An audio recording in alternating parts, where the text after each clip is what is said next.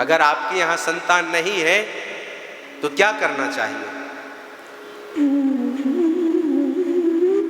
कई माताओं बहनों के यहाँ संतान नहीं होती है, वो इस बात से बहुत दुखी रहती है, इस बात से बहुत पीड़ा रहती है कि हमारे यहाँ संतान नहीं है, हमारे यहाँ बेटा नहीं है। मत होइए दुखी, आप अपने मन को हल्का मत कीजिए। देखिए, संतान होने का मतलब है भगवान की कृपा होना, पुत्र होना मतलब भगवान की कृपा होना, और पुत्र ना हो भगवान की डबल कृपा।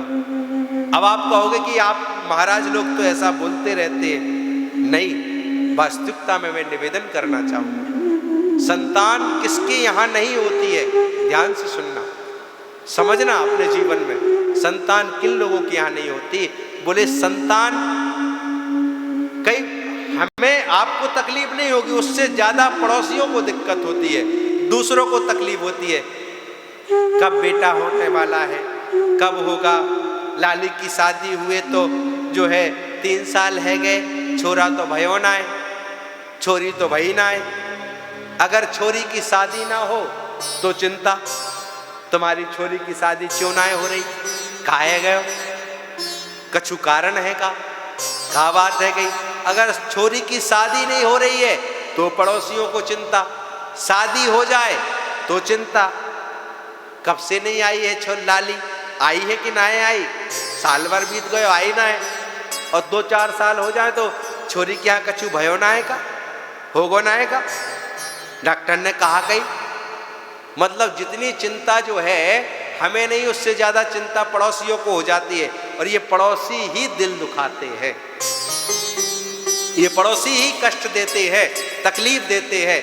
निवेदन करना चाहूंगा, आग्रह करना चाहूंगा, ऐसा बिल्कुल नहीं है। अगर आपके यहाँ संतान नहीं है तो लोग कहते हैं हमारे जो है मरने के बाद में हमें अग्नि कौन देगा, कौन जलाएगा।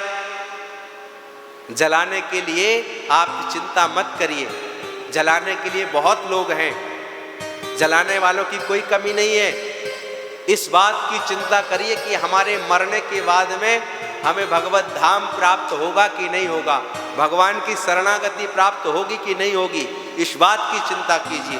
प्रभु का धाम मिलेगा कि नहीं मिलेगा, इस बात की चिंता होनी चाहिए। और देखो, मैं साफ कहूँ, संतान उनके यहाँ नहीं होती है जिनके ऊपर भगवत कृपा होती है। क्यों?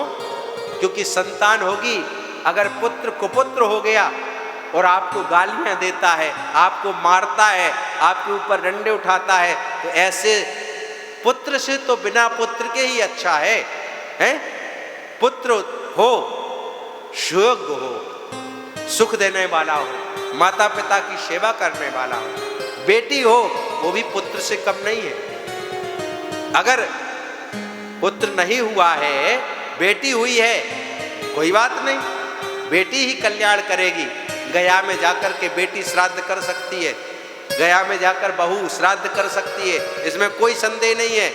ऐसा नहीं है कि बेटा ही श्राद्ध करेगा, गया चली जाए बेटी भी माता पिता का श्राद्ध कर सकती है। फिर किस बात की चिंता, फिर किस लिए बेटा चाहिए? बोले नहीं, हमें तो बेटा चाहिए, हमें तो पुत्र चाहिए। क्या करोगे? अरे बेटी को ही अपना सर्वस्व मानो, सब कुछ समझो। याद रखना, हमेशा निवेदन करना चाहूंगा माताओं बहनों से जो अपने मन में ऐसा भाव रखती है कि बस बेटा हो जाए, नहीं, बेटा क्या, बोले कर्ज उतारने के लिए आता है। जो माता पिता के ऊपर कर्ज होता है उसको उतारने के लिए बेटा आता है। अब जिसने कर्जा लिया ही नहीं है उसके घर बेटा नहीं आएगा, ये समझ लेना चाहिए। हमारे भाव हैं, जैसी हमारी भावनाएं बन जाएं। पर मैं निवेदन करना चाहूँगा, आग्रह करना चाहूँगा, अपने बेटे को,